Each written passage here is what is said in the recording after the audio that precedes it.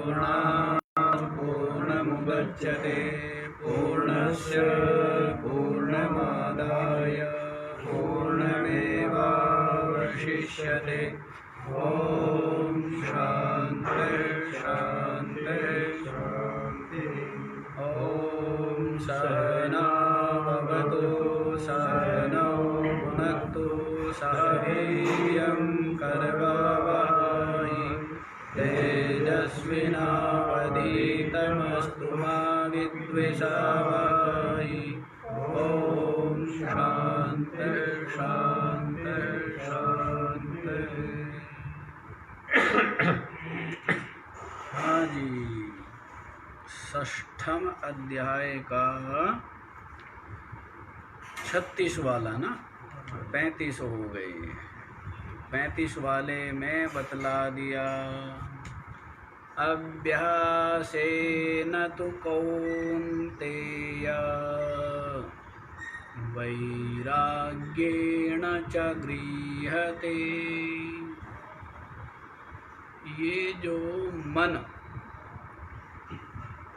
अर्जुन कहता है, ये जो योग आपने बताया है समत्व योग, इसको अपने हृदय में इसकी अचल स्थिति को मैं नहीं देख रहा। मतलब बुद्धि में तो आ गया है लेकिन ये हृदय में ठहर नहीं रहा। मतलब इसकी निरंतरता नहीं बन रही है। तो क्यों? तो बतला दिया है कारण चंचलत्वात्। क्या बताया था? मन की चंचलता के कारण से इस समत्व योग की अपने हृदय में अचल स्थिति नहीं देखता। तो फिर चंचलता बतलाई है मन की। क्या क्या बताया है? चंचलम, प्रमाथी, बलवद और दृढ़म। कितने विशेषण दिए हैं? 4 दिए। ये मन चंचल है, प्रमथनशील स्वभाव वाला है, बड़ा ही हठी है। क्या है? और बलवद, बड़ा ही बलवान है। बड़ा ही क्या है? बलवान है। और दृढ़म, बड़ा ही दृढ़ है, बड़ा मजबूत है। बड़ा ही क्या है? बड़ा ही मजबूत, कठोर है ये मन। तो इसलिए ये इस मन की चंचलता और इन समस्त विशेषणों से विशेषित ये मन है। तो इसके कारण से मैं आपका जो योग आपने कहा है समत्व योग, उसमें मेरी अचल स्थिति नहीं हो रही। तो भगवान श्री कृष्ण कहने लगे असंशयं महाबाहो मनः दुर्निग्रहं चलम। निश्चित रूप से ये जो मन है क्या है? चंचल है और इसका निग्रह अत्यंत ही जटिल है, कठिन है, अत्यंत कठिन है। हाँ, उपाय भी तो बताइए महाराज। ये कहने से काम थोड़े ही चलेगा कि हाँ भाई मन बड़ा चंचल है। तो उपाय बता दिया है अभ्यासेन और वैराग्येण च गृह्यते। अभ्यास और वैराग्य से। तो वैराग्य क्या बतलाया था? दृष्ट भोगेषु दोष दर्शन रूप जो वैराग्य। दृष्ट अदृष्ट जो भोग है उनमें क्या है? दोष दर्शन करना। दोष का स्वरूप कल बताई दिया है। प्राप्ति में इतना दुख, इतना आयास, और प्राप्त हो गए तो निरंतर उनके नष्ट होने का, वियोग होने का भय, उनको संभालना। और फिर उनको भोगे तो भी शरीर को, इंद्रियों को क्या करते हैं? रोगग्रस्त ही करते हैं। नचिकेता ने कहा है इंद्रियाणि जरयन्ति तेजः। इंद्रियों के तेज का ही हरण करते हैं ये भोग। तो और गुलाम बना लेते हैं, परतंत्र बना लेते हैं। इनकी आसक्ति वासना संचित हो जाती है चित्त में, और फिर इनकी इच्छा जो है बढ़ती ही बढ़ती चली जाती है। तो अनेकों प्रकार से विचारने पर ये निश्चित हो जाता है कि ये दृष्ट अदृष्ट जितने भी भोग है सबके सब क्या है, दोषपूर्ण है, दुखपूर्ण है। क्या है? दुख से ही भरे हुए हैं। तो इसी को इस प्रकार चिंतन करना, इसका नाम क्या है? वैराग्य। इससे क्या होगा? राग जो उनमें है वो राग दूर हो जाएगा। और अभ्यास क्या बतलाया था? जो प्रत्यय है उस प्रत्यय की निरंतर आवृत्ति, प्रत्यय की चित्त भूमि में जो समान प्रत्यय, कस्यांचित प्रत्यय, उसकी निरंतर जो आवृत्ति है, निरंतर उस ज्ञान का बने रहना, उस चिंतन का, उस विचार का बने रहना, इसी का नाम क्या है? अभ्यास। तो अभ्यास और वैराग्य ये दो साधन है। कौन से साधन है? जैसे बारंबार विषयों में दोष दर्शन करें, बैठे हैं आप अपने चित्त को समाहित करने के लिए, अपने मन को आत्मा में स्थिर करने के लिए, स्वरूप चिंतन के लिए बैठे हैं, तो मन दौड़ता है। तो बारंबार क्या करें? उनमें दोष दर्शन रूप वैराग्य करें। ये तो वैराग्य हो गया। और फिर अपने मन को बारंबार अपना जो आत्मा है, आत्मचिंतन, उसमें स्थिर करना, इसको क्या कहेंगे? अभ्यास। वो वैराग्य हुआ, ये अभ्यास। तो इस प्रकार अभ्यास वैराग्याभ्याम तन्निरोधः, जो कल भी बतलाया, अभ्यास और वैराग्य से इसका क्या हो जाता है? चित्त का निरोध हो जाता है, वश में हो जाता है, रुक जाता है। तो आगे देख लो जी। असंयतात्मना योगो दुष्प्राप इति मे मतिः, वश्यात्मना तु यतता शक्यो वाप्तुमुपायतः। असंयतात्मना योगः दुष्प्रापः इति मे मतिः, वश्यात्मना तु यततः शक्यः अवाप्तुम् उपायतः। क्या कहते हैं? देखो, असंयतात्मना, जिसका आत्मा माने अंतःकरण, जिसका अंतःकरण संयत नहीं। ये कहते हैं चित्त को संयत करने की क्या जरूरत है? क्या जरूरत है? उनके लिए बतलाते हैं जिसका चित्त संयत नहीं है, वश में नहीं है, चंचल है, विषयों में निरंतर क्या है? दौड़ रहा है, ऐसा जिसका अंतःकरण है, मन है, तो उसके लिए क्या कहेंगे? असंयतात्मा।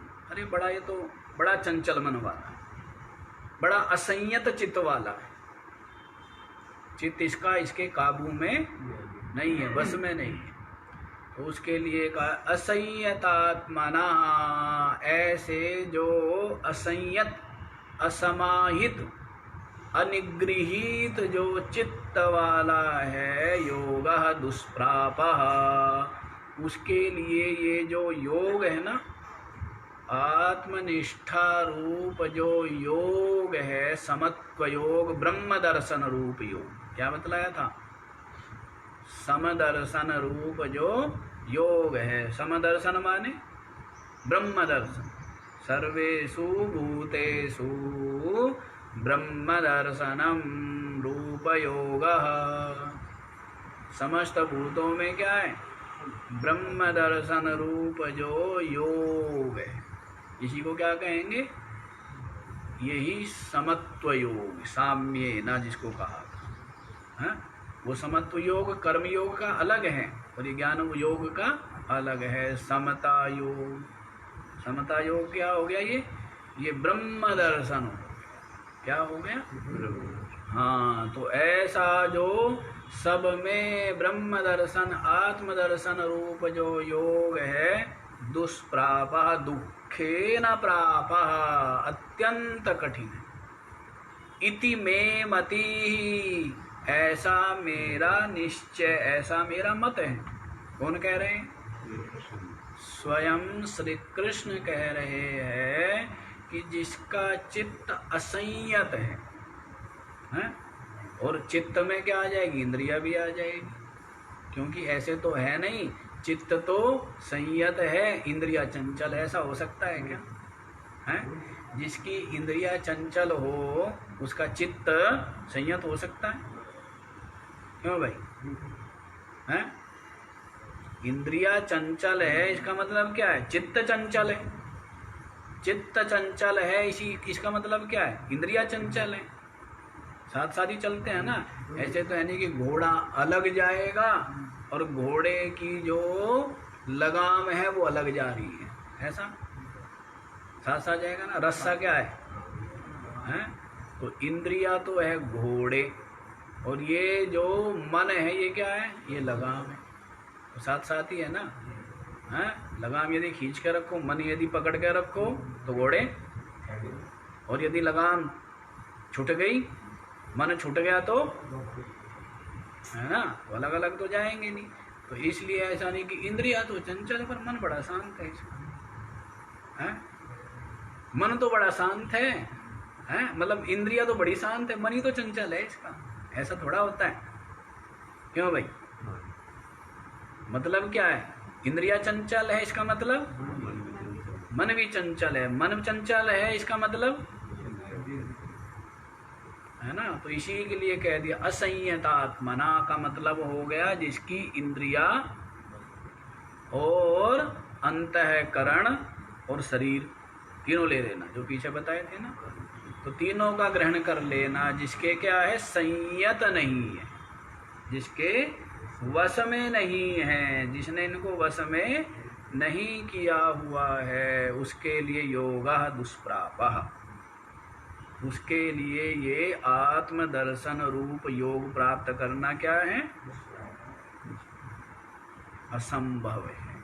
इति मे मति, दुष्प्रापः इसलिए कह दिया है कि कहीं कहीं अपवाद रूप में कोई, या तो पूर्व जन्म के संस्कार, कोई तपस्या ऐसी जो अचानक आ गई हो, या किसी महापुरुष की विशेष कृपा हो जाए, असंभव ना कह करके क्या कह दिया है? दुष्प्रापः कह दिया, मतलब बड़ा कठिन है। लेकिन कठिन से अभिप्राय यहाँ असंभव ही समझ लेना। क्या समझ लेना? असंभव ही है। वो अपवाद रूप में जो मैं कह रहा हूँ कि किसी महापुरुष की कृपा हो गई, लेकिन महापुरुष की कृपा जो है एक पे ही क्यों हुई, और पे क्यों नहीं हुई? अरे इसलिए हुई है क्योंकि उसने पहले किया हुआ था साधना, है? उसने पहले किया कि महाराज उसको ही क्यों दिया, उसको क्यों नहीं दिया, मेरे को क्यों नहीं दिया? उसने किया हुआ होगा पहले, उसके प्रारब्ध में, उसके संस्कार। ये आगे आप सुनोगे ही, आगे आप बता ही रहे, योग भ्रष्ट की बात आएगी ही आगे, है ना। तो जिसको मिलता भी है, महापुरुषों की कृपा भी मिलती है, तो वो भी अपने तप से ही मिलती है। सबको क्यों नहीं मिली? वो भेद करते हैं क्या किसी के ऊपर? वो भेद नहीं करते हैं। अभी नेटवर्क वाले कोई भेद थोड़ा ही करते हैं किसी के ऊपर, लेकिन जिसका सिम होगा या जिसका कनेक्शन होगा वही पकड़ेगा। ये वो थोड़ा कोई भेद थोड़ा ही कर रहा है। ग्रहण करने की शक्ति जिसके पास होगी वो ग्रहण कर लेगा, उसमें नेटवर्क का क्या दोष है? उसका तो कोई दोष नहीं है। हाँ, तो वैसे ही तो दुष्प्रापः कह दिया है, मतलब कठिन, लेकिन कठिन नहीं, असंभव है। क्या? असंभव है, जिसका चित्त इंद्रिया संयत नहीं है। इति मे मति, ऐसा मेरा मत है, ऐसा मेरा निश्चय है। स्वयं श्री कृष्ण कह रहे हैं। और आगे क्या कह रहे हैं? तू माने किंतु वश्यात्मना, जिसने अपने अंतःकरण शरीर इंद्रियों को वश में किया हुआ है, निगृहीत किया हुआ है, संयत किया हुआ है, वश में किया हुआ है, तो उसके लिए तो क्या बताया है? यततः उपायतः अवाप्तुम शक्यः। तो ऐसा जो यतन करते हुए, उसको भी यतन करना पड़ेगा, जिसने अपने चित्त को, मन को समाहित किया हुआ है, और वो व्यक्ति यतन पूर्वक, क्या करते हुए? यतन करते हुए। यतन क्या है? यतन है आत्मा में अपने चित्त को स्थिर करना। ये क्या है? यही यतन है। या यतन यहाँ पर ये मान लीजिए अभ्यास और वैराग्य। क्या मान लीजिए? अभ्यास और वैराग्य को तो मान लीजिए यतन, और उपायतः, उपाय के द्वारा, उपाय से यहाँ पर समझ लीजिए ध्यान योग। उपाय से क्या समझ लीजिए? यतन करते हुए संयत, दोबारा सुन लो, दोबारा वाक्य बना रहा हूँ, संयत अंतःकरण वाला, मतलब मन वाला जो है, यतन करते हुए उपाय के द्वारा अवाप्तुम शक्य, प्राप्त करने में समर्थ हो सकता है। तो दो बात आ गई, यतन करते हुए और उपाय के द्वारा। कितनी बात आई? संयत वाला, पहले सबसे पहले क्या है? संयत आत्मना है, मतलब जिसका अंतःकरण क्या है? संयत है, वश में किया हुआ है। वो यततः माने यतन करते हुए। क्या यतन करते हुए? अभ्यास और वैराग्य। अभ्यास ही तो यतन है। बारंबार चित्त जो है वो क्या करता है? दौड़ता है विषयों की ओर, बहिर्मुख दौड़ता है, तो उसको वहाँ से हटाना, ये वैराग्य है, यतन हुआ ना। और अपनी आत्मा में स्थिर करना, ये क्या है? ये अभ्यास है। ये यतन हुए ना, दोनों यतन ही है ना। अभ्यास और वैराग्य यतन है। तो यतन पूर्वक उपायतः, ध्यान योग रूपी उपाय के द्वारा वो क्या है? अवाप्तुम शक्य, क्या कर सकता है? प्राप्त करने में समर्थ हो सकता है। तो उपाय से जो पीछे बतला दिए थे ना, वो उपाय ध्यान रखना। जो पीछे बताए थे, क्या बताए थे? संकल्प प्रभवान कामान त्यक्त्वा सर्वान अशेषतः। संकल्प जन्य समस्त कामनाओं का अशेष रूप से परित्याग करके और मन के द्वारा इस इंद्रिय समूह को वश में करके, सब ओर से वश में करके, और धीरे धीरे धैर्यशाली बुद्धि के द्वारा अपने मन को क्या करें? उपराम करें, और आत्मा में अपने मन को स्थिर करके ना किंचित दपि चिंतयेत, और कुछ भी चिंतन ना करे। वो उपाय वो क्या हो गया? उपाय। आत्मा का ध्यान क्या है? यही उपाय है। या अलग अलग भी कर सकते। उपाय से ले लीजिए अभ्यास, और यतन से ले लीजिए वैराग्य, ऐसे भी कर सकते। उपाय से क्या ले लेंगे? अभ्यास, और यतन से ले लेंगे क्या? वैराग्य। तो इस प्रकार से जो निगृहीत मन वाला, वश्यात्मना माने जिसने अपने मन को वश में किया हुआ है, तो ऐसा जो व्यक्ति है यतन करते हुए, क्या करते हुए? यतन करते हुए उपाय के द्वारा। उपाय के द्वारा यतन करने से कुछ नहीं होता है, यतन करने लग जाए, कहीं और करने लग जाए, कुछ और करने लग जाए। तो उपाय पूर्वक, उपाय क्या है? वही आत्म ध्यान। आत्म ध्यान जिसको अभ्यास भी कहा है वही क्या है, वही उपाय है। तो यतन करते हुए उपाय के द्वारा अवाप्तुम शक्य, प्राप्त करने में सफल हो सकता है। बारंबार भूयोपि प्रयत्नम कुर्वता, बारंबार प्रयत्न करते। तो यहाँ पर कहीं ना कहीं क्या है, वैराग्य और अभ्यास को दिखा रहे नहीं दिखा रहे। प्रयत्न करते हुए का मतलब क्या है, अभ्यास और वैराग्य के दर्शन हो गए नहीं हो गए, बारंबार प्रयत्न करते हुए। यतता माने बारंबार प्रयत्न करते हुए उपाय, ध्यान योग उपाय के द्वारा आत्मा का ध्यान। अब वो वाला ध्यान नहीं है, कौन सा ध्यान, क्योंकि ना हमारा लक्ष्य भ्रू मध्य में ध्यान करना है, चित्त को एकत्रित करना है, ना ही हमारा लक्ष्य नासिका के अग्रभाग पर ही चित्त को टिकाना है। हमारा लक्ष्य क्या है, चित्त को आत्मा में टिकाना है। कहाँ टिकाना है, आत्मा में टिकाना है ना। ये तो साधन है, ये सब क्या है, साधन है। भोजन बनाना जो है, वो भोजन बनाना ही हमारा काम नहीं है, भोजन के द्वारा भूख निवृत्ति हमारा लक्ष्य है। या भोजन बनाना लक्ष्य है, बना बना के रखते रहोगे, खाने वाला कोई नहीं, क्या लाभ है उसका। तो भोजन इसलिए बनाया जाता है जिससे क्या हो, भूख की निवृत्ति हो, इसलिए तो भोजन बनाया जाता है। तो देखो जी, समझ आया।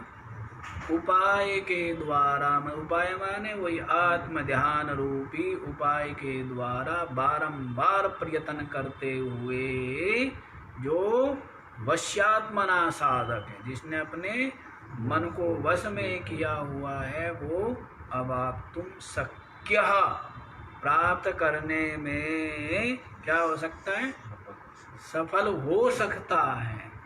तो हो सकता है इसलिए बतला दिया है कि ये चित्त की जो चित्त में वासनाएं पड़ी हुई, चित्त में जो बहिर्मुखता के संस्कार पड़े हुए हैं, जो अभ्यास बना हुआ है, इसलिए ऐसा कह दिया है कि गया गया भी वापस लौट आता है। जैसे खूब चढ़ाई पे गाड़ी चढ़ रही हो, पहुंची भी क्या हो जाती है, हैं? हाँ, वो कहा ना कि कैसे पिया की अटारी चढ़ो जाए, न सैनी बिना भाईली। बिना सीढ़ी के पिया की अटारी, परमात्मा की अटारी कैसे चढ़ा जाए, सहज नहीं है ना, बड़ी फिसलन है, ऊंची नीची राह रपटीली, ऐसे करके आता है, कहीं ऊंचा कहीं नीचा, बड़ा ही रपटीला है ना। हाँ, ऊंची नीची राह रपटीली, और पता नहीं क्या, उठ बैठ चढ़ जाए, हैं? गिरते पड़ते चढ़ ही जाता है। कौन, भूयोपि प्रयत्नम कुर्वता, जो बारंबार प्रयत्न करता है, उपाय पूर्वक, बारंबार उपाय पूर्वक प्रयत्न करता है। तो इसीलिए कह दिया है कि भाई प्राप्त करने में शक्य हो सकता है सफल, इतना सहज नहीं है। कहने का मतलब क्या है, छलांग लगाना, अपने आप को झोंक देना। जैसे सती ने अपने को क्या कर दिया, हवन कुंड में झोंक दिया, हिम्मत चाहिए नहीं चाहिए। तो वैसे ही जैसे बूंद को ने छलांग लगा दी समुद्र में, हिम्मत चाहिए नहीं चाहिए। अपने आप को खोना, अपने आप को मिटाना इतना सहज है क्या। तो वैसे ही जो परिच्छिन्न में है, इसको व्यापक जो ब्रह्म है उसमें मिला देना, गलित कर देना इतना सहज है क्या। हाँ, जीव भाव तक ठीक है, ये जीव का ये सोचना कि मैं आत्मा हूँ, मैं ब्रह्म हूँ, यहाँ तक तो ठीक है, ये तक तो कर लेंगे। लेकिन इस जीव जिसको अब तक मैं माना, अब तक इसको मिटाना, इसको गलित करना है। हाँ, तो ये सोचने, विचारने, कहने, सुनने और मानने तक ही रह जाता है। उसमें छलांग लगाना इतना सहज है क्या। फिर वो क्या हो गया, ब्रह्म रूप। यदि छलांग लगा दी तो क्या हो गया, ब्रह्म रूप हो गए, फिर तो ब्रह्म ही है, फिर क्या है? हाँ, उसके लिए ही प्रयत्न करना चाहिए। आगे देखो जी, तो जब ऐसा अर्जुन ने सुना, और ये सुना शक्य, क्या सुना? कि हाँ भाई, वो जो है जिसने अपने मन को वश में कर लिया है, उपाय के द्वारा यत्न करते हुए वो प्राप्त कर सकता है। तो अर्जुन समझ गए इसका मतलब बहुत कठिन काम है। अब कठिन काम है, ये सुन करके ही अर्जुन के मन में प्रश्न का बीज उत्पन्न हो गया, प्रश्न उत्पन्न हो गया। तो क्या? देखो, अर्जुन उवाच आयते श्रद्धयोपेतो योगाच्चलितमानसः अप्राप्य योगसंसिद्धिं कां गतिं कृष्ण गच्छति। आयति श्रद्धया उपेतः योगात् चलितमानसः अप्राप्य योगसंसिद्धिं कां गतिं कृष्ण गच्छति। कृष्ण, हे कृष्ण, क्या बतलाया था कृष्ण का मतलब? भक्त जन पाप कर्षणाद कृष्ण। भक्त जनों के जो विकार पाप आदि को जड़ से उखाड़ करके फेंक दे, उसको क्या कहेंगे? कृष्ण कहेंगे। क्या कहेंगे? हाँ, जब नाम इतना टेढ़ा है तो काम भी टेढ़ा होना चाहिए, नहीं होना चाहिए? नाम बड़ा टेढ़ा है, टेढ़ा नाम है ना, कृष्ण शब्द बोल ही नहीं सकते। तो काम भी टेढ़ा ही है। टेढ़ा क्या है? कई लोग कहते हैं बनाना, बनाना बस की नहीं, उखाड़ना हो तो बताओ। हैं? हमारे पास थे ना बालक, कि महाराज ये करना हो, छोड़ना ये काम नहीं, कुछ उखाड़ना हो, कुछ उठाना हो, कुछ पटकना हो तो ठीक है। हैं? ये ऐसे करो कि ऐसे पकड़ के घिसते रहो इसको, ये ऐसे नहीं कि कपड़े से पहुँचते रहो, ऐसे काम हमारे बस की नहीं है। उठाना, पटकना हो, कुछ और करना हो, तोड़ना हो, फोड़ना हो, वो बताओ। कुछ दीवार तोड़नी हो, लेंटर तोड़ना हो, मकान तोड़ने हो, बनाना बस की नहीं है। तो वैसे इसलिए कृष्ण जो है ना, ये क्या है, उखाड़ने में बड़े हैं, उखाड़ने वाला है। तो क्या उखाड़ता है बताया ना? क्या? भक्तों के पापों को उनके हृदय से समूल विनाश करते। क्या करते? हाँ, तो ये तो महापुरुषों के जो नाम है और उनके स्वरूप के स्मरण करते ही हृदय निर्मल हो जाता। नहीं होता है क्या? किसी भी महात्मा संत पुरुष का स्मरण करने से और उनका नाम जपने से हृदय तुरंत क्या हो जाता है? शांत, शीतल, प्रसन्न। नहीं, सात्विकता, एक आनंद, एक दिव्यता भर नहीं जाती हृदय में? नहीं भरती है? संतों के तो नाम का स्मरण करने मात्र से। क्या करने मात्र से? हाँ, तो नाम का स्मरण किया, कृष्ण, क्या खड़ा हो गया? कृष्ण खड़ा हो गया सामने आके। हैं? क्या पुकारा है? बता। कि बताना क्या है? जो काम है अपना काम करो। काम क्या है? हैं? काम तो यही है, सफाई करना। क्या काम है? सफाई करना। सफाई माने झाड़ झंकाड़, चित्त में से झाड़ झंकाड़ उखाड़ना, यही तो काम है। और क्या काम है? हैं? हाँ, तो नाम के स्मरण, स्वरूप के स्मरण करने से ये होता है, नहीं होता है? तो इसीलिए संबोधन किया है अर्जुन ने, हे कृष्णा, मेरे संशय को मिटाइए। महाराज बताएगा आगे मेरा संशय। तो क्या कह रहे हैं?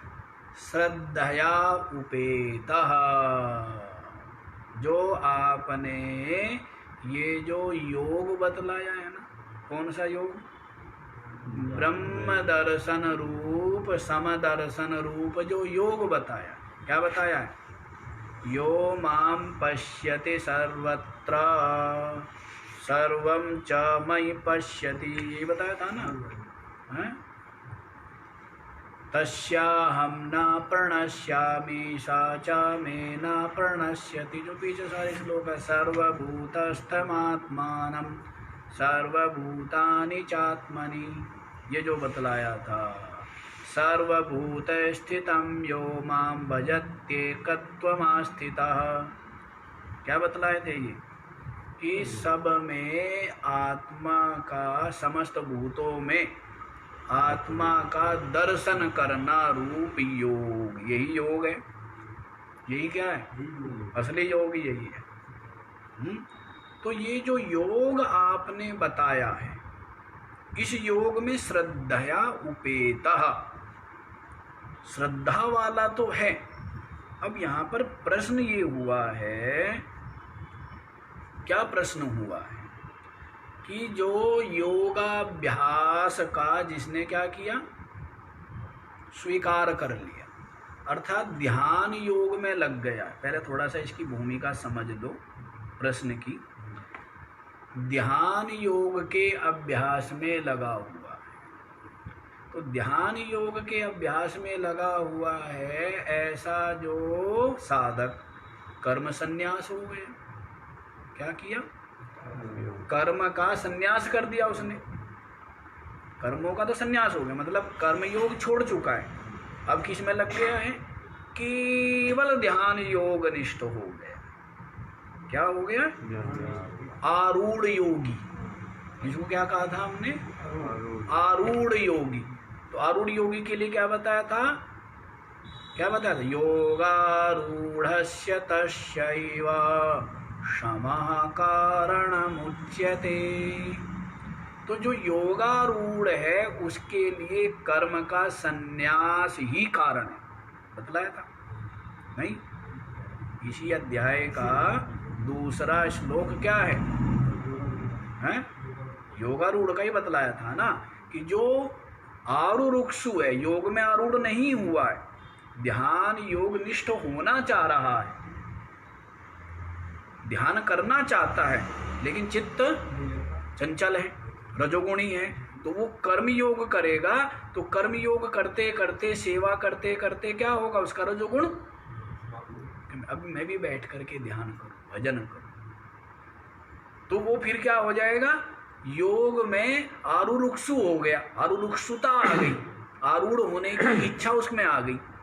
फिर क्या करता है? वो ध्यान योग का अभ्यास करता है। तो अभ्यास ध्यान योग में आरूढ़ तो हो गया, मतलब लग गया है। ध्यान योग में क्या हो गया? आरूढ़ हो गया है। तो उसके लिए क्या बताया है? कर्म का संन्यास। तो अब ये देखो स्थिति क्या आ गई है। कर्म का तो त्याग हो गया है ना, जो कि परलोक इहलोक प्राप्ति निमित्तानि कर्माणि संन्यस्तानि, जो इस लोक और परलोक की प्राप्ति के साधन भूत कर्म है, उन कर्मों का तो क्या हो गया? त्याग हो गया। क्या हो गया? जो नित्य नैमित्तिक कर्म है, यावत जीवेत अग्निहोत्रम जुह्यात कुर्यात, ये जो विधि है कि अग्निहोत्रादि उसने परित्याग कर दिए, क्योंकि अब वो ध्यान करता है? ब्रह्म मुहूर्त सोवत जागे कर स्नान ध्यान में लागे। तो क्या लग गया? वो ध्यान योग परायण है, तो उसने कर्म योग का कर्म संन्यास कर दिया है। ऐसा जो व्यक्ति है, और योग सिद्धि फलम च मोक्ष साधनम सम्यक दर्शनम न प्राप्तम। समझ लो इसकी रूपरेखा। तो योग सिद्धि, जो ध्यान योग का फल क्या है? ध्यान योग का फल है ज्ञान प्राप्ति। ध्यान योग का फल क्या बतलाया है? ज्ञान जो बतलाया है, मोक्ष का साधन सम्यक ज्ञान, सम्यक दर्शन, वो अभी हुआ नहीं। कर्मों का क्या हो गया? त्याग हो गया। कर्मों का त्याग हो, क्षय नहीं गिनना, कर्मों का त्याग कर दिया उसने, स्वयं किया है, कर्म संन्यास हो गया। और ध्यान योग में लगा हुआ था अभी, लेकिन ध्यान योग मतलब आत्मा में अभी चित्त स्थित नहीं हुआ, ठहरा नहीं है, सम्यक दर्शन अभी नहीं हुआ। मोक्ष की प्राप्ति सम्यक दर्शन ही मोक्ष है। सम्यक दर्शन मैं आत्मा हूँ ऐसा जो अनुभव है, अनुभूति, इसी का नाम क्या है? ऐसे नहीं कि मोक्ष मर के होगा या कहीं जाके होगा, ऐसा कुछ नहीं है। मैं आत्मा हूँ ये निश्चय, ये अनुभूति ही क्या है? तो कहते मोक्ष कब होगा जी, कैसे होगा जी? बस यथार्थ दर्शन कर लो कि मैं आत्मा हूँ ऐसा यथार्थ अनुभव होना ही मोक्ष है। तो अभी सम्यक दर्शन हुआ नहीं है, कर्मों का त्याग हो चुका है और शरीर अब क्या हो गया? शरीर अशक्त हो गया। रोग आदि के कारण या किसी प्रारब्ध प्रतिबंध के कारण से अब वो ध्यान योग भी नहीं कर पा रहा है। ध्यान योग भी नहीं कर पा रहा है, तो उसके लिए अर्जुन पूछते हैं उसका क्या होता है, उसका क्या होगा? ऐसे साधक का क्या होगा? कर्मों का संन्यास कर लिया, इसका मतलब वो तो गया, ये लोक भी गया उसका और परलोक भी गया है? समझ लीजिए, कर्मों का संन्यास हो गया तो ये लोक भी गया और परलोक भी गया। परलोक से अभिप्राय स्वर्ग आदि, परलोक से अभिप्राय क्या है? स्वर्ग आदि। ध्यान योग में लगा हुआ है लेकिन अभी आत्मदर्शन हुआ नहीं है और अब स्थिति ऐसी आ गई कि वो ध्यान भी नहीं कर पा रहा है। शरीर इतना क्या हो गया? अशक्त हो गया, कमजोर हो गया कि अब वो क्या है? ध्यान भी नहीं कर पा रहा है। उसका क्या होगा? नाश हो जाएगा उसका। तो ऐसा अर्जुन के मन में प्रश्न आया, तो उस प्रश्न को अर्जुन पूछ रहा है। समझ आ गई बात? नहीं समझ आई क्या? कर्मों का संन्यास हो गया, त्याग हो गया, जो कि कर्म ये लोक भी देते हैं और परलोक भी देते हैं। स्वर्ग की प्राप्ति भी किससे होगी? कर्मों से ही होगी ना। कर्मानुष्ठान करने से ही क्या होगा? बताया ना कि स्वर्ग कामो यजेता, स्वर्ग की कामना हो तो यज्ञ करो, जो बताया है। कर्मणा पितृलोका विद्या देवलोका, जो बतलाया है कि कर्मों के द्वारा क्या होगा? पितृलोक की प्राप्ति होगी। और उपासना, विद्या माने उपासना के द्वारा क्या प्राप्त होगा? देवलोक की प्राप्ति होगी। ये बताया हुआ है, लेकिन वो तो दोनों ही छोड़ चुका है। क्या हो गया? उसने तो दोनों ही तो कर्म है ना। तो कर्मयोग मतलब कर्मानुष्ठान का भी त्याग हो गया और उपासना का भी त्याग हो गया। क्या होगा जी उसका? ज्ञान हुआ नहीं है। ज्ञान वो कहाँ जाएगा? तो उसके लिए देखो क्या कहा है, श्रद्धया उपेतः। श्रद्धा युक्त तो है, उसकी ध्यान योग में क्या है? श्रद्धा है, लेकिन योगात चलित मानसः, अंतकाल हो गया है, इसलिए अब उसकी ध्यान योग में उसका चित्त नहीं ठहरता है। शरीर में रोग अधिक है, कफ आदि अधिक प्रकुपित हो गए हैं, तो इस कारण से क्या है? उसका ध्यान योग, योगात चलित मानसा, ध्यान योग से चलित मन वाला, मतलब ध्यान योग भी छूट गया। क्या हुआ? ध्यान योग छूट गया है। या यहाँ योगात से अभिप्राय ये भी लगा सकते, आत्मा का श्रवण मनन रूप जो योग है वो छूट गया है, ये भी मान सकते हैं। समझ लेना बात को, दोनों ही यहाँ पर स्वीकृत है, दोनों ही यहाँ पर अभिमत है। तो योग से आत्मा के श्रवण मनन जो है उससे उसका मन हट गया है, या जो आत्मा का वही ध्यान, जो ध्यान योग, उससे जिसका मन हट गया है अंतकाल में। श्रद्धया उपेत, लेकिन श्रद्धा है, क्या है? श्रद्धा। अयति ही, क्या हो गया है वो? अब यतनशील भी नहीं रहा है। अप्रयत्नवान योग मार्गे, इस ध्यान योग या आत्मा के श्रवण मनन रूप जो योग है उसमें यतन नहीं कर पा रहा है, और उसका चित्त योग से क्या हो गया है? हट भी गया है। लेकिन श्रद्धा है। लेकिन क्या है? ऐसा बहुत लोग देखे हैं ना आप लोगों ने, कई महात्मा कई साधक देखे होंगे कि क्या होते हैं, पूरी श्रद्धा के साथ लगन के साथ निश्चय पूर्वक लगे हुए हैं साधन में, और फिर शरीर अचानक से रोगग्रस्त होता है, सब कुछ छूट जाता है। शरीर इतना रोगग्रस्त हो गया कि क्या होता है? हाँ, तो उनके लिए पूछ रहे हैं कि वो तो गए। ऐसा कुछ नहीं है। गया हुआ बीज, जो डला हुआ बीज आज नहीं तो कल क्या होगा? अंकुरित होगा, नहीं होगा? या नहीं होगा? होगा ही ना, न होने का तो प्रश्न ही नहीं है।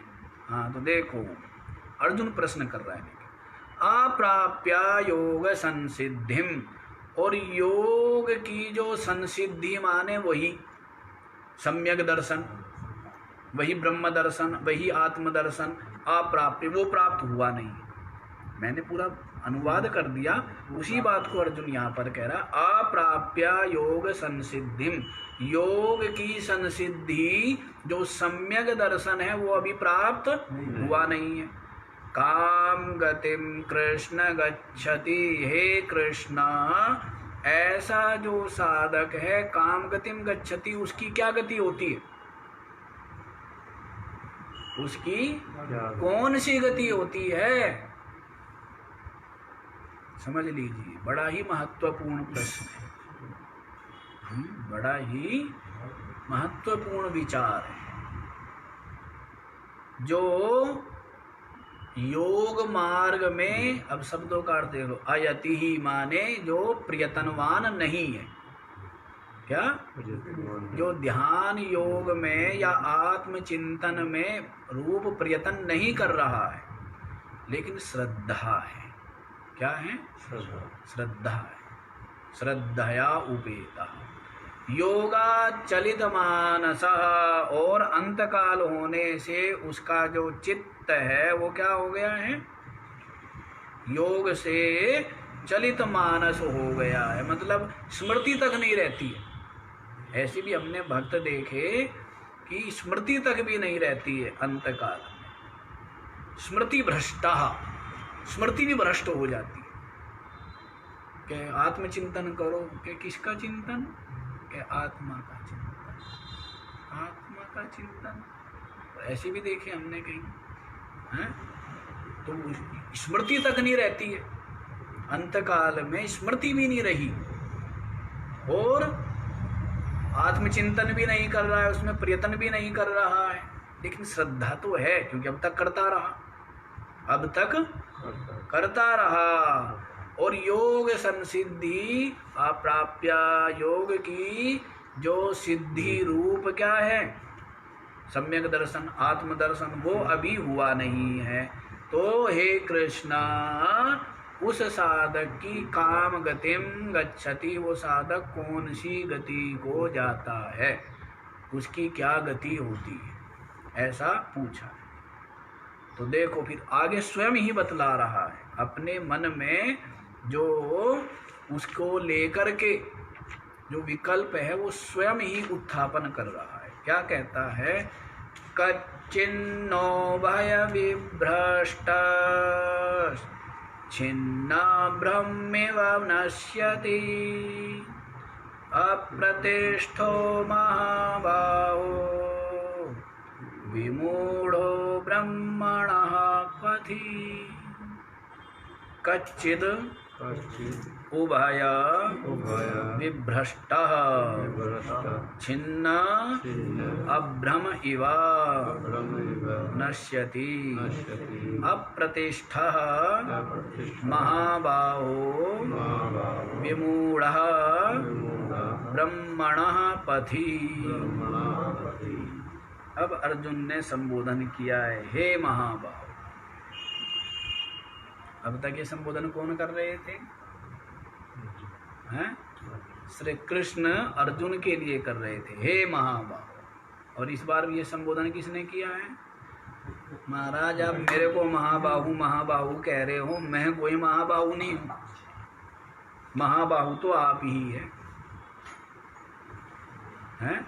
जो आप मेरे को महाबाहु कह रहे हो, विशाल भुजाओं वाले, मतलब अनंत शक्ति सामर्थ्य संपन्न, पर मेरे में न कोई शक्ति न कोई सामर्थ्य। इसलिए अर्जुन ने क्या संबोधन किया है? हे महाबाहु। महाबाहु तो आप है, क्योंकि अनंत शक्ति अनंत सामर्थ्य वाले आप है ना। आप बड़े ही तत्वनिष्ठ है, तत्वनिष्ठ आप है, तो आप ही वास्तव में महाबाहु। कहाँ के महाबाहु? लंबी लंबी भुजाएं होगी तो क्या हो गया है? यदि भुजाएं बहुत लंबी लंबी है तो क्या हो गया? बुद्धि तो सीमित है, विमूढ़ है। तत्व के विषय में क्या है? विमूढ़ बुद्धि है। और आपकी बुद्धि क्या है? आपकी तो उसमें गति है, आप तो तद्रूप ही है, तत्वनिष्ठ है, ब्रह्मनिष्ठ आप है, इसीलिए आप महाबाहु। तो हे महाबाहो कच्चिद उभय विभ्रष्टः। कच्चिद माने क्या? यहाँ की किम अर्थ में आया है कच्चिद। किस अर्थ में आया है? किम उभय विभ्रष्टः। क्या वो दोनों जगह से भ्रष्ट हो जाता है क्या? उभय विभ्रष्टा किम, क्या वो दोनों जगह से भ्रष्ट हो जाता है? दोनों जगह जो मतलब बताई है, कर्म मार्ग से भी और योग मार्ग से, दोनों जगह से भ्रष्ट हो गया ना। कर्म संन्यास हो चुका है और ध्यान योग, आत्मचिंतन रूप जो ध्यान योग है वो कर नहीं पा रहा है। बताया ही है, आयति हो गया है, प्रयत्न का परित्याग हो गया है, तो वो तो दोनों जगह से भ्रष्ट हो गया। किम, किम माने कह नहीं रहा है कि ऐसा हो जा, वो कहते पूछ रहा है किम उभय विभ्रष्टः, क्या वो दोनों जगह से भ्रष्ट हो जाता है? पूछ रहा है। छिन्न अभ्रम इवा नश्यति, उदाहरण भी दे दिया। जिस प्रकार से बादल का टुकड़ा, छिन्न अभ्रम माने जैसे छोटा सा बादल का टुकड़ा जो बादलों के उससे क्या हो गया, समूह से अलग हो गया है, तो उसको वायु क्या करती है? छिन्न भिन्न करके नष्ट कर देती है ना। और टुकड़े कर यो मार यो मार यो मार, मार मार के क्या हो जाती है? उसके नष्ट हो जाता है। क्या हो जाता है? नष्ट हो जाता है। जब तक संग में रहता है तब तक शक्तिशाली है, और जैसे ही अलग हुआ वैसे क्या हो जाता है? हाँ, आजकल तो परिवार के संग में नहीं रहते लोग, न्यारे, और न्यारे होकर नष्ट ही तो हो रहे। कौन सा सुखी है बताओ? हैं? सारे दुखी। वो घरवाली को काम धंधा करना नहीं पड़ता, वो बनने वाली बीमारियों का घर हैं। आदमी जो है वो चिंता फिकर है, और उसकी भी तो सुननी। लोग भी कहेंगे महाराज फिर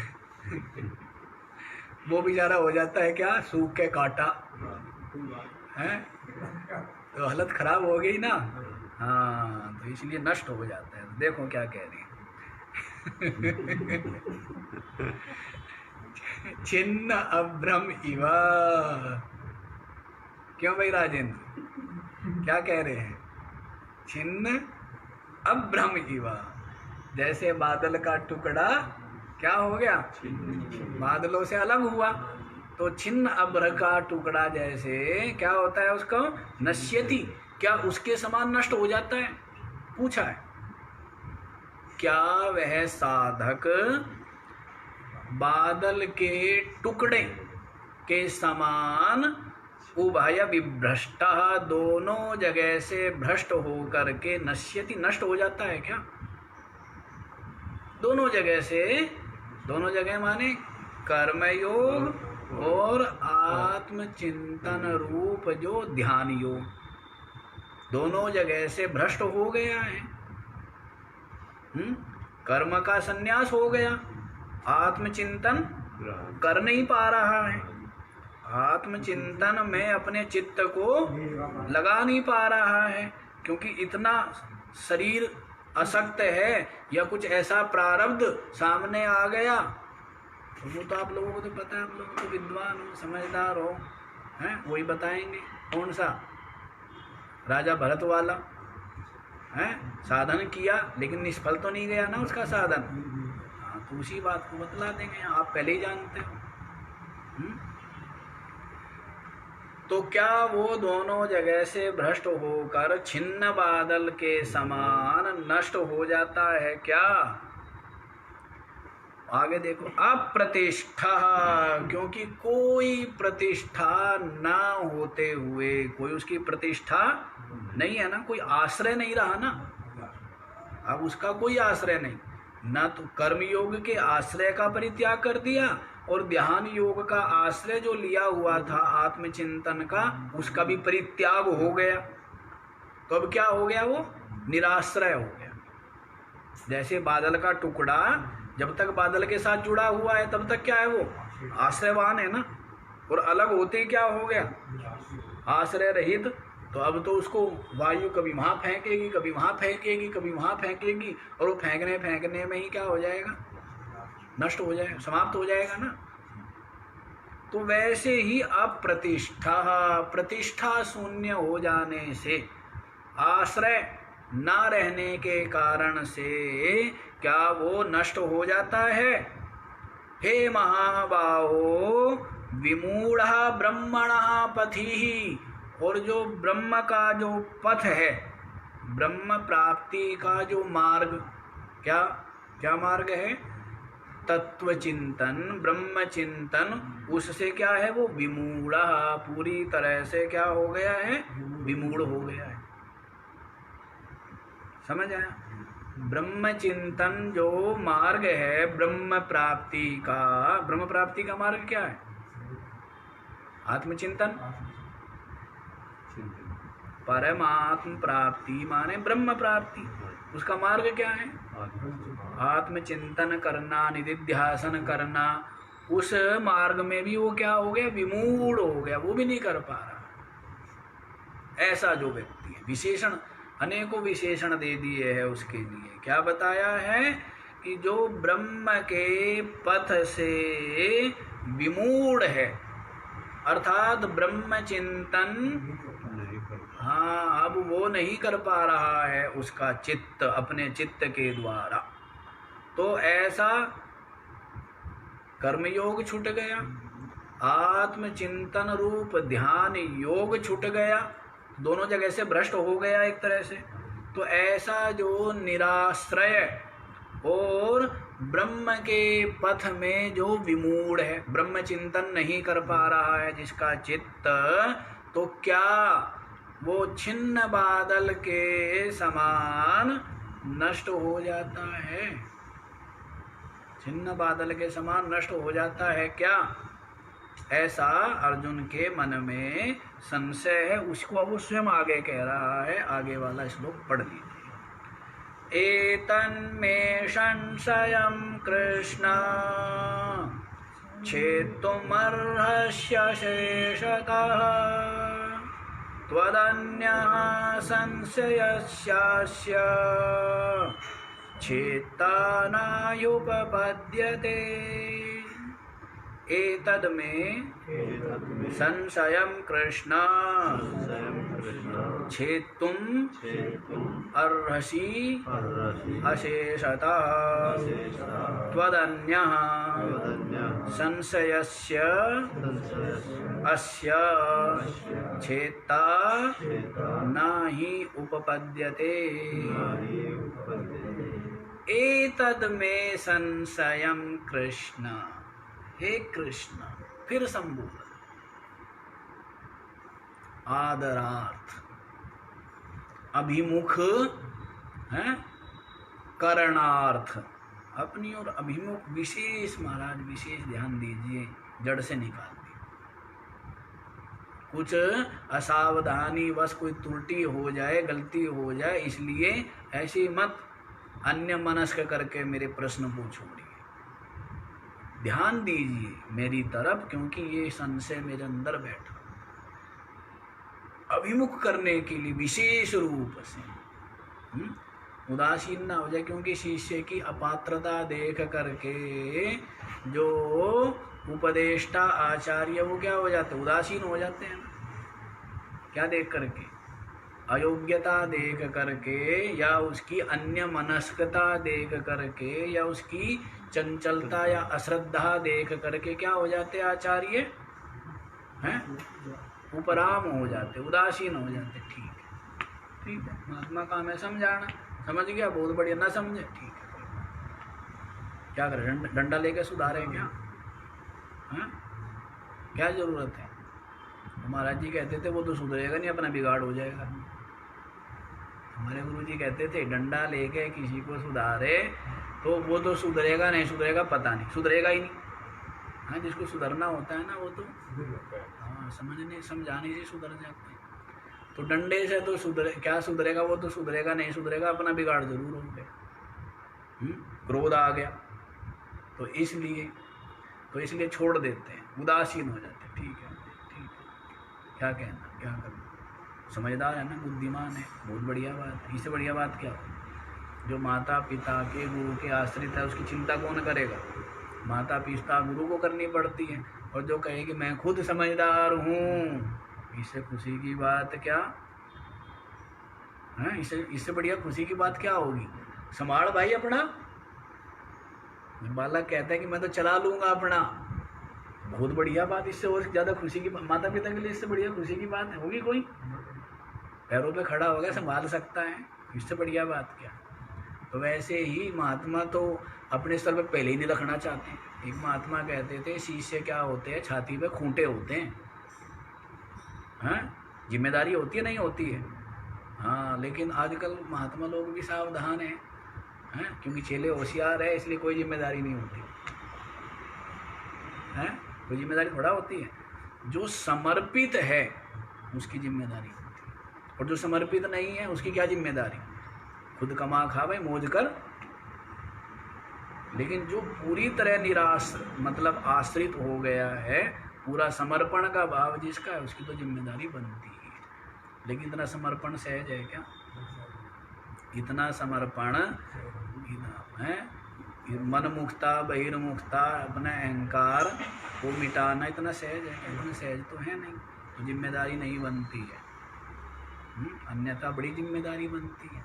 हाँ, तो महात्मा लोग तो जल्दी से जिम्मेदारी लेना ही नहीं चाहते, लेते ही नहीं है। क्यों जिम्मेदारी ले भाई? हैं? हाँ, जिम्मेदारी लेनी नहीं चाहिए। ये शंभुदेव ने ले ली ना उसके बालक की जिम्मेदारी, है? तो अब वो प्रसन्न हो तो ये, और प्रसन्न ना हुए तो है, कहीं के बालकों की ले रखी है, एक धर्मदेव रूपी बालक की भी ले रखी है। ये क्या है? अभिभावक है। अच्छी बात है, नहीं भाव है, जो कर सकते करना चाहिए। किसी के ऊपर परोपकार, किसी का ऊपर अनुग्रह करना चाहिए। हाँ, लेकिन सब कर धर के देख लेना चाहिए, अंत में तो उपराम ही होना है, क्योंकि दुनिया समझदार है सब, है? तो कोई लेने की आवश्यकता नहीं है। बस अपना कर्तव्य कर दो, अपना कर्तव्य सही बात बता दो, बाकी भाई तू जाने मेरा काम जाने। देखो यहाँ पर क्या कह रहे हैं, हे कृष्णा, क्या संबोधन किया है? मेरे संशय को उखाड़ के फेंक दीजिए। तो स्वयं कह रहा है, एतद में संशयम, मेरे को ये संशय है, और मेरे ये जो संशय है इसको अशेषतः छेतुमर्हसि, संपूर्ण रूप से माने जड़ से, अशेषता माने जड़ से, छेतुम माने काटने में, नष्ट करने में, त्वमेवा अर्हसि, आप ही योग्य हो, आप ही समर्थ हो। क्या कह रहा है? और आगे स्वयं स्पष्ट कर देता है, त्वदन्यः अस्य संशयस्य छेत्ता न ही उपपद्यते।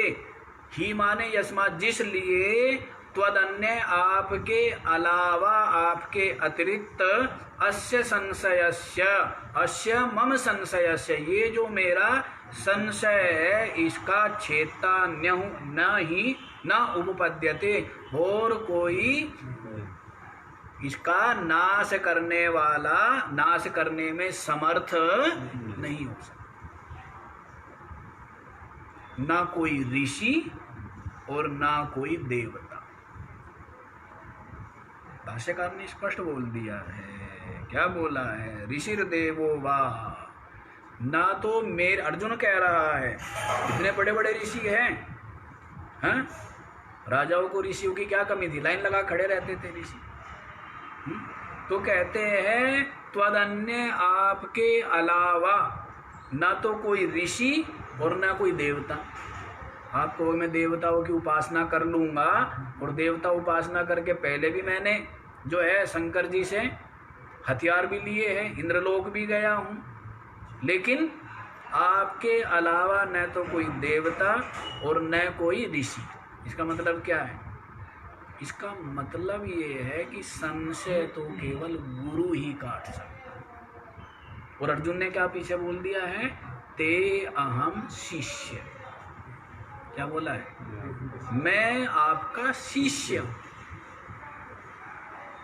तो इसका मतलब क्या हो गया? श्री कृष्ण तो गुरु रूप में स्वीकार कर लिया है ना। तो इसीलिए अर्जुन कहता है आपके अलावा न तो कोई देवता, न कोई अवतार, न कोई भगवान, न कोई ऋषि मेरे इस संशय को नष्ट करने में समर्थ हो सकता। आप ही नष्ट कर सकते हैं। क्या? आप ही मेरे ये जो संशय है इसको नष्ट करने में समर्थ हो।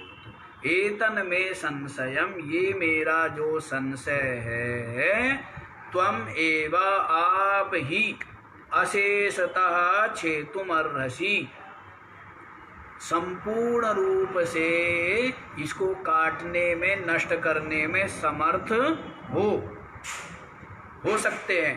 त्वदन्य आपके अलावा, अस्य संशयस्य, ये जो संशय है इस संशय का, छेतान्य उपपद्यते, और कोई उपपन्न नहीं होता है, समर्थ नहीं हो सकता। आप ही मेरा ये संशय मिटा सकते हो। तो संशय समझ आया? क्या समझ आया है? संशय ये है अर्जुन का कि कर्म का संन्यास हो गया, कर्म का तो त्याग हो गया, कर्मयोग, कर्मानुष्ठान का त्याग हो गया, और अभी आत्मचिंतन रूप जो मतलब आत्मदर्शन हुआ नहीं है। क्या है? आत्मदर्शन हुआ नहीं है। और जो दूसरा साधन था ध्यान योग, आत्मचिंतन रूप जो ध्यान योग है उसको अब कर नहीं पा रहा है। योगा चलित मानस अयति ही, लेकिन श्रद्धा है, श्रद्धा से तो युक्त है, लेकिन शरीर और इंद्रियों की असक्तता के कारण से चित्त क्या हो गया है? अधीर हो गया है। तो उसका जो चित्त है वो ध्यान योग, आत्मचिंतन रूप ध्यान योग से हट गया है। अब उसमें वो प्रयत्नवान नहीं है, और योग की संसिद्धि प्राप्त ज्ञान हुआ नहीं है, आत्मज्ञान हुआ नहीं है। तो उसकी क्या गति होती है? क्या वो छिन्न बादल के समान नष्ट हो जाता है क्या? दोनों जगह से छिन्न बादल मतलब उसकी दुर्गति हो जाती है। पूछने का मतलब अर्जुन का है क्या उसकी दुर्गति हो जाती है क्या? दुर्गति माने जो मनुष्य शरीर है वो भी नहीं प्राप्त होता क्या उसको? दुर्गति का मतलब है जो अब प्राप्त है उससे भी नीचे गिर जाना, उससे भी नीचे चले जाना, उसकी दुर्गति हो जाती है क्या? भाष्यकार ने बोला है यहाँ पर पूर्वस्माद हीन जन्म प्राप्ति ही, जो अभी जो जन्म प्राप्त है मनुष्य शरीर, और जिसमें वो साधन भजन में लगा हुआ है। अब शरीर तो प्राप्त हो गया, लेकिन हैं नशेड़ियों के बीच, व्यसनियों के बीच, हैं विषयी पामर जीवों के बीच जाके पैदा हो गया, उनमें ही चला गया, तो उन सब बातों का उत्तर श्री कृष्ण स्वयं देंगे, क्या उसकी गति होती है। तो अर्जुन ये पूछ रहा है कि क्या उसकी दुर्गति हो जाती है क्या, मतलब उसको मनुष्य शरीर की भी प्राप्ति नहीं होती, क्योंकि दोनों जगह से जो भ्रष्ट हो गया है, छिन्न बादल के समान नष्ट हो जाता है क्या, पूरी तरह समाप्त। ऐसा मेरा जो ये संशय है, और इस संशय को आप अशेष रूप से काटने में समर्थ है। साथ ही साथ कह रहा है आपके अतिरिक्त इस संशय का छेदता मैं किसी और को नहीं देखता। इतनी श्रद्धा भी होनी चाहिए। आजकल तो ये है कि अच्छा नहीं होता तो किसी और से पूछ लेंगे, तो फिर उसको बताएगा ही क्या है। वो सच्चिदानंद थे ना, वो कहते थे कि मैं कईयों के पास गया, किसी ने बताया नहीं। अश्रद्धालु को कौन बताता है? बताता है कोई? क्योंकि आप कहोगे जी क्यों नहीं बताते, बता देना चाहिए। महात्मा इसका मतलब श्रद्धा चाहते? नहीं, श्रद्धा नहीं चाहते, क्योंकि वो जानते बताने का लाभ नहीं है। अश्रद्धालु के हृदय में बताया हुआ ठहरेगा क्या? ठहरेगा, उल्टा और ठहर सकता है। इसलिए अश्रद्धालु को के सामने न बोलना ही श्रेष्ठ है। समझ आया? बोल देने में कोई उनको फर्क नहीं पड़ता, बोल सकते हैं, पर बताया ना वो ठहरेगा ही नहीं। तो अश्रद्धालु को इसलिए नहीं कहते कि मैं तो कहीं और पूछ लूंगा, किसी और से पूछ लूंगा, तो उसको फिर जरूरत ही क्या है उसको। तो यहां अर्जुन ने कह दिया कि नहीं, आप ही मेरे संशय को नष्ट करने में समर्थ है, और आपके अलावा इतना समर्पण होना चाहिए। इसलिए तो कहते हैं द्वार धनी के पड़ा रहे, धक्के धनी के खाए। लात भी मारे, धक्के भी दे, तो भी कहते हैं गुरु का द्वार छोड़ना नहीं चाहिए, चरण पकड़ के छोड़नी नहीं चाहिए। लात भी मारे, धक्के भी दे, तिरस्कार भी करें, तो भी। अब जो इस तरह पकड़े रहते थे, पहले तो यही था, चाहे वो मजबूरी थी, चाहे वो श्रद्धा थी, समर्पण था, इसलिए कुछ पा जाते थे, हैं। और अब तो कहना भाई, कहना मैं ना चिल्ला थारा, हैं, मैं तो किसी और को मना लूंगा, हैं। जैसे ये कह अनंत देव कह था ना पहले, इसने सही बात कही। इसने कहा भाई कितने दिन गोबर तो उठाया यहाँ, किसने कहा होगा इसके, और चिल्ला जाके बन जाओ कहीं और। क्यों? गोबर तो उठाया यहाँ गौशाला में, तो हम तो यहीं बनेंगे कहीं, ये नहीं भाई चाहिए। इसने कहा होगा किसी को, मेरे को पता लगा था है कि महाराज जी तो बाणा दे नहीं रहे, तो कहीं और ले ले, किसी ने कह दिया होगा या देखा होगा, ये शायद रामानंद जी ने कहा था। तो वो कहने लगा कि गोबर तो उठाया 8 साल यहाँ है, चिल्ला कहीं और जाके बनूं। बात सही है ये तो, है ना।